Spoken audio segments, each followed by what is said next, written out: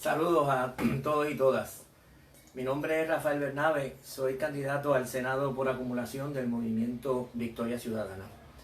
Como les he dicho, todos los jueves y todos los domingos a las 6 de la tarde voy a estar realizando estos lives que son una especie, espero que sean una especie de conversación con ustedes sobre temas importantes que afectan a Puerto Rico y que yo quisiera atender como candidato y si cuento con el apoyo de ustedes como senador en el futuro.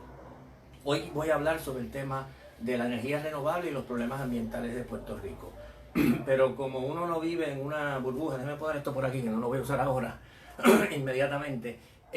Como uno no vive en una burbuja, quería decir algunos comentarios rápidos sobre una situación que está estremeciendo a los Estados Unidos y que está captando la atención de todo el mundo en nuestro planeta, que es evidentemente lo que tenemos que describir como una gran rebelión en Estados Unidos en contra del racismo y en contra de muchos abusos.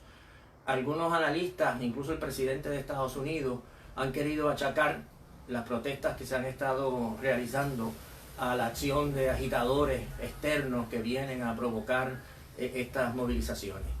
Cuando cientos de miles de personas en decenas de ciudades, de costa a costa de un país muy grande como los Estados Unidos, se tiran a la misma vez a la calle para protestar, eso no se puede explicar porque haya dos o tres grupitos o dos o tres agitadores provocando esas movilizaciones.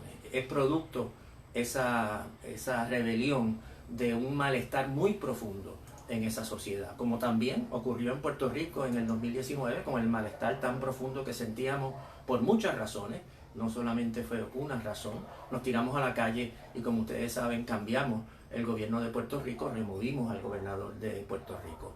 Así que a mí me parece que uno quisiera que estas protestas, que estas movilizaciones, que estas luchas no fueran necesarias, pero dado que la opresión y los abusos existen, es bueno, es muy bueno que surjan estas luchas, que surjan estas movilizaciones y que surjan otros reclamos.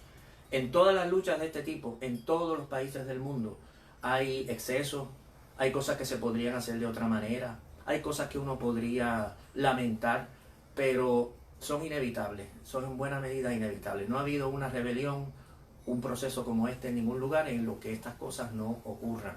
Así que tenemos que mejorar lo que se pueda mejorar, pero tenemos que solidarizarnos con estas luchas y esperamos que produzcan, estamos seguros que van a producir avances democráticos para el pueblo de los Estados Unidos y en consecuencia para el resto del mundo, porque en última instancia las luchas de cada pueblo son las luchas de todos los pueblos, es una misma lucha por la democracia y la justicia en todo nuestro planeta.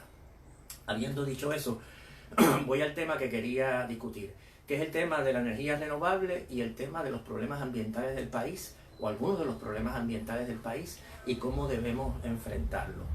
Voy a empezar por el tema de la energía renovable y voy a hablar para empezar del tema o del problema del cambio climático, que es un problema que estoy seguro que muchos de ustedes han escuchado, lo han oído mencionar, y quizá algunos de ustedes todavía no entienden exactamente qué es esto del cambio climático o qué es esto del famoso calentamiento global, de qué se está hablando cuando se habla de esto.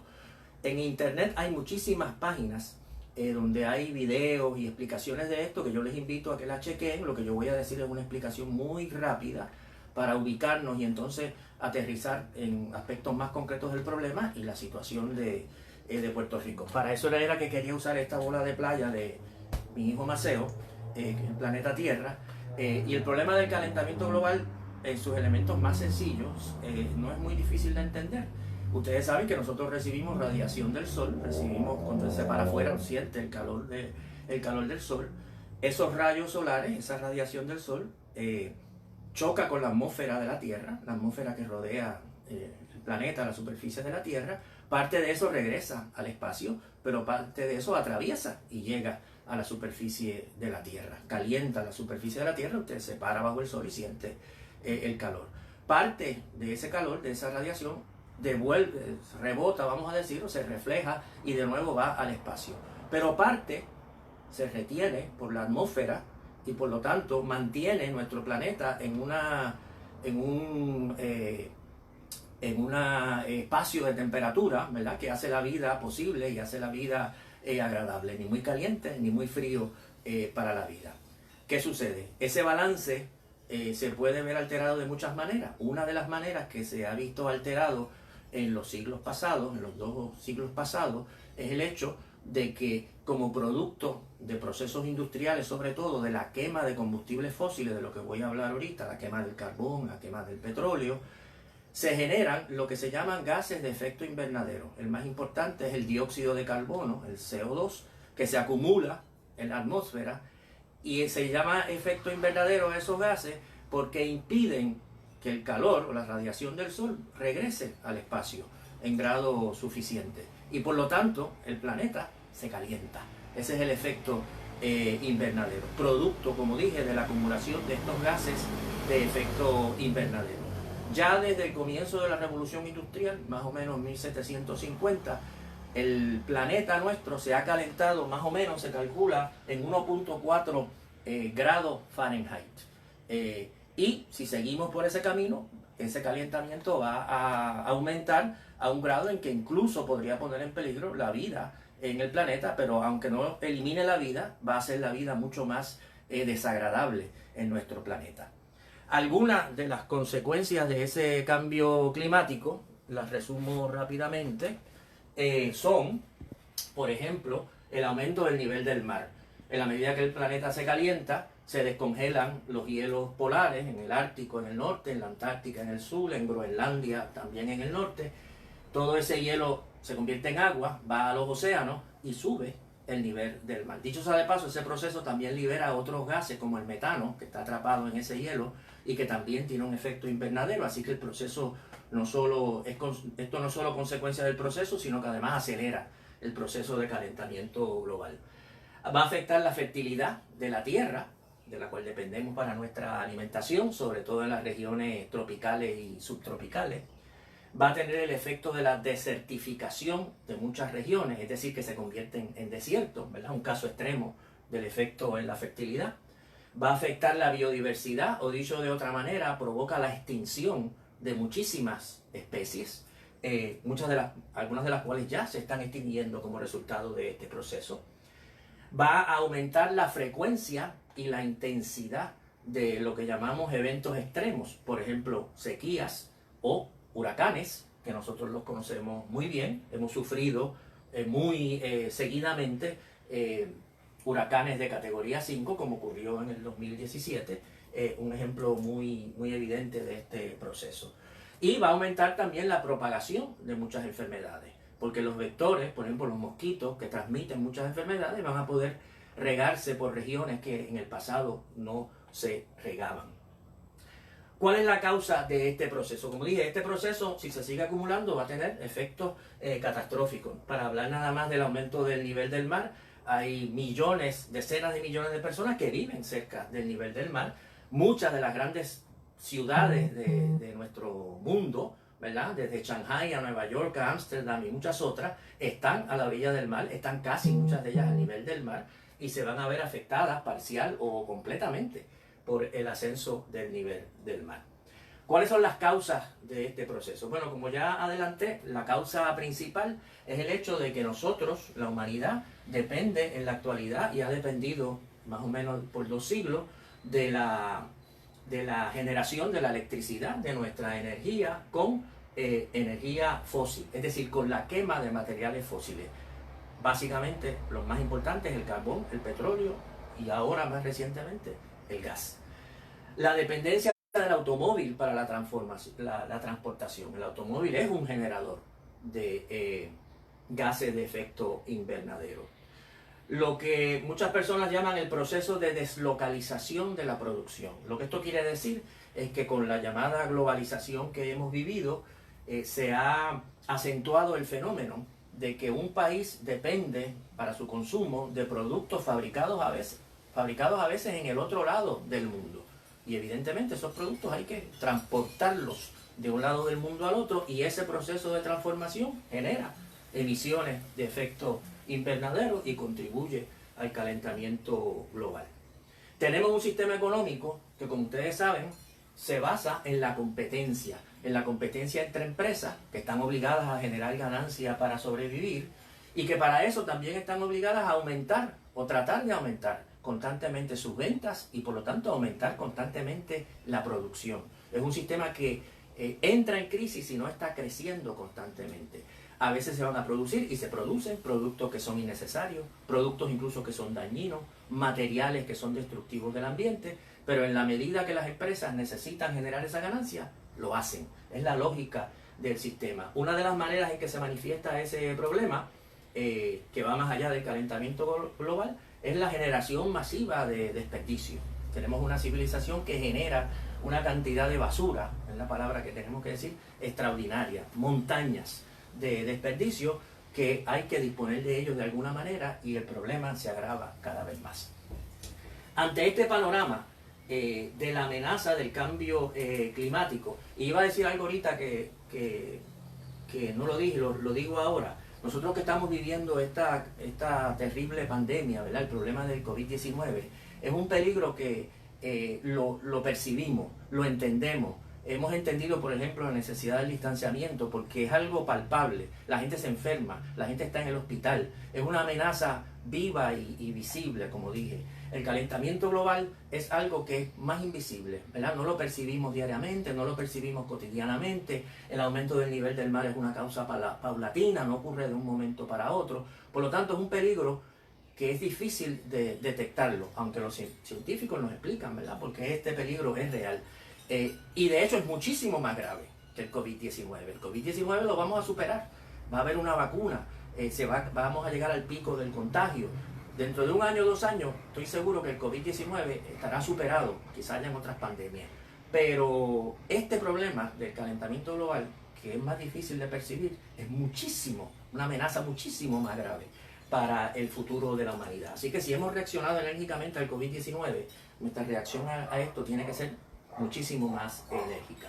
Bueno, ante este panorama amenazante, el movimiento ambiental global, el movimiento ecológico global, ha elaborado un programa, una serie de propuestas que se pueden resumir rápidamente para ver cómo nos tocan a Puerto Rico. Una es que hay que hacer una acelerada transición de la energía fósil a la energía renovable, sobre todo a la energía solar. Que hay que hacer una transición acelerada de la dependencia en el automóvil privado a sistemas de transporte colectivo. Si todo el planeta sigue el modelo de los Estados Unidos, en que la transportación depende casi exclusivamente del automóvil, todos los países se modernizan, por así decirlo, según ese modelo, el planeta no se va a poder vivir en el planeta. No podemos seguir por ese camino. Hay que impulsar, plantean esta agenda, una localización de la producción. Es decir, los países y las regiones, por lo menos, tienen que hacer todo lo posible por producir la mayor cantidad de productos que necesitan y consumen lo más cercano al lugar de consumo. Eso empieza por la producción de alimentos. Que los países hagan un esfuerzo grande para poder producir la mayor cantidad posible de los alimentos que necesitan y que por lo tanto no tengan que traerse de lugares lejanos, que tiene como una de las consecuencias el proceso del calentamiento global. Además que los alimentos van a ser menos frescos y menos saludables.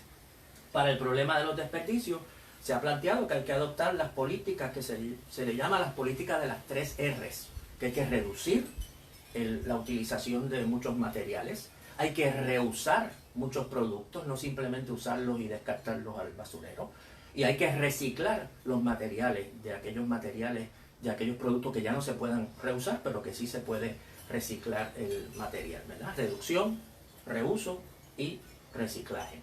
Ahora bien, la gran mayoría de los países del mundo, que son países empobrecidos, muchos de los cuales tienen economías deprimidas, Puerto Rico es un ejemplo, ya veremos ahorita, y que están agobiados por grandes deudas, tienen un serio problema de la deuda, no van a poder hacer nada de esto mientras estén agobiados por esa deuda.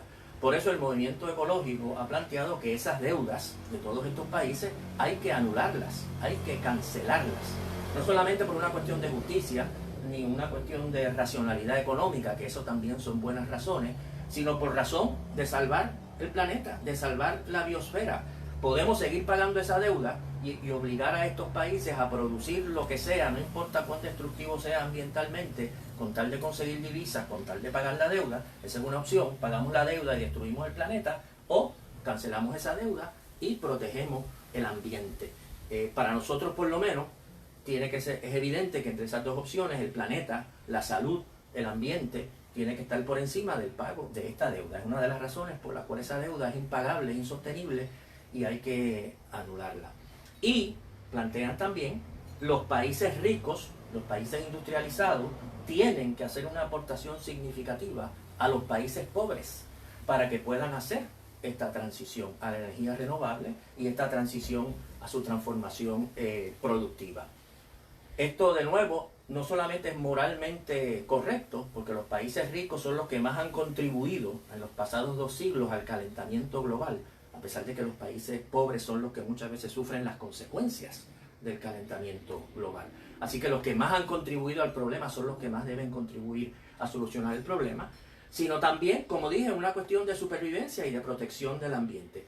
Los países ricos pueden no hacer la aportación y los países pobres, por lo tanto, irán por el camino de la modernización destructiva y tendrá el efecto de seguir calentando el planeta. O los países pueden hacer la aportación que tienen que hacer y tenemos entonces una oportunidad de poder enlentecer y revertir, quizá va a tomar mucho tiempo, algunos de estos procesos.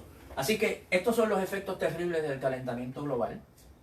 Estas son las causas fundamentales del problema y este, como les dije, es el programa que el movimiento ecológico ha planteado, no para Puerto Rico específicamente, sino globalmente. Hay un libro muy bueno de Naomi Klein, que se lo recomiendo, que habla sobre estos temas con mucho detalle. Esta es la versión en inglés, pero también existe en español.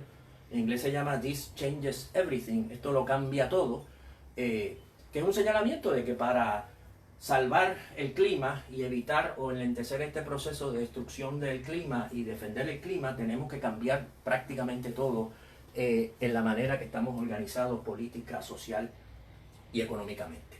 Ahora bien, aterricemos entonces en el caso de Puerto Rico y vamos despejando un poquito esta pizarra. Yo no voy a coger todos los elementos, pero evidentemente el problema del aumento del nivel del mar en Puerto Rico nos tiene que preocupar profundamente. Estamos profundamente afectados por esto. Puerto Rico es una isla, está rodeada por el mar, tiene muchas regiones que están muy poco por encima del nivel del mar y que el aumento del nivel del mar las va a sumergir, nos va a privar de ellas. Todos nosotros apreciamos muchísimo zonas como Ocean Park, zonas como Piñones, Boca de Cangrejo, y así también hay muchas otras partes de nuestra isla que tienen una gran riqueza ecológica, que son hermosas, que tienen una gran historia social, una gran riqueza cultural. Con el proceso de calentamiento global puede que las perdamos, puede que dentro de 30, 40, 50 años todo eso esté bajo el agua y sería, ¿verdad?, una tragedia horrible y con eso estamos amenazados. Como dije, el calentamiento global va a afectar la fertilidad de la tierra, sobre todo en las zonas tropicales y subtropicales. Puerto Rico es una zona tropical, eso nos va a afectar. El problema de la biodiversidad también. Subrayo el problema de los eventos extremos. Puerto Rico, estamos en la zona de los huracanes y plantear que va a aumentar la frecuencia y la intensidad de estos fenómenos implica que desastres como María van a ser más frecuentes y más intensos. Lo que ya vivimos con Irma y con María se va a acentuar en el futuro si no se toman medidas para revertir o por lo menos enlentecer este proceso. Así que esto nos afecta profundamente. Voy a borrar esto de aquí para que no esté esta pizarra tan llena de cosas. Y pasamos entonces a la situación de Puerto Rico en términos de las causas, ¿verdad?, y las prácticas que generan el cambio climático. Y Puerto Rico, pues, es un caso típico de lo que estamos diciendo. Nuestra energía es fundamentalmente fósil, lo sigue siendo, viene de la quema de petróleo, de la quema de gas y de la quema de carbón, que tiene, ¿verdad?, el efecto de calentar el planeta. Nuestro sistema de transportación depende casi y exclusivamente del automóvil privado. Una de las consecuencias, en Puerto Rico hubo, es bueno recordarlo, un ferrocarril, hubo un sistema de tranvía que eran limitados, pero en vez de desarrollarlos, en vez de fortalecerlos, en vez de extenderlos, lo que se hizo fue que se les desmanteló para dar paso a el modelo del transporte privado en el automóvil. Tenemos aquí también el fenómeno que en inglés llaman el sprawl o el desparrame urbano, ¿verdad?, que es el desarrollo de la ciudad horizontalmente, basada en el automóvil, ¿verdad? Que se va ocupando cada vez más terreno horizontalmente, entre otras cosas destruyendo tierras agrícolas que ya no se van a poder utilizar para la agricultura. Puerto Rico también es un ejemplo muy claro de este fenómeno de la deslocalización, sobre todo en lo que tiene que ver con la alimentación. Puerto Rico importa entre 80 y 85% de sus alimentos, un país que